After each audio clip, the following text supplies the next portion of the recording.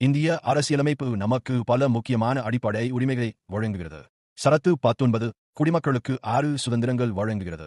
பேச்சு மற்றும் கருத்து சுதந்திரம், ஆயுதங்கள் இன்றி அமைதியாக கூடும் உரிமை, சங்கங்கள் தொழிற்சங்கங்கள் அமைக்கும் உரிமை, நாட்டின் எல்லைக்குள் சுதந்திரமாக நடமாடும் உரிமை, நாட்டின் எந்த பகுதியிலும் வசிக்கும் உரிமை, சட்டபூர்வமான தொழில் அல்லது வர்த்தகம் செய்யும் உரிமை. ஆனால் நாட்டின் பாதுகாப்பு, பொது ஒழுங்கு போன்ற காரணங்களுக்காக அரசு நியாயமான கட்டுப்பாடுகளை விதிக்கலாம். சரத்து 20 குற்றவியல் வழக்குகளில் 3 முக்கிய பாதுகாப்புகள். பின்னோக்கி சட்டம் கொண்டு வந்து தண்டிக்க முடியாது. ஒரே குற்றத்துக்கு இரட்டை தண்டனை வழங்க முடியாது. யாரையும் தன்னுக்கு எதிராக சாட்சியம் சொல்ல கட்டாயப்படுத்த முடியாது. சரத்து 21 சட்டப்படி நடைமுறை இல்லாமல் யாருடைய உயிரையும் தனிப்பட்ட சுதந்திரத்தையும் பறிக்க முடியாது.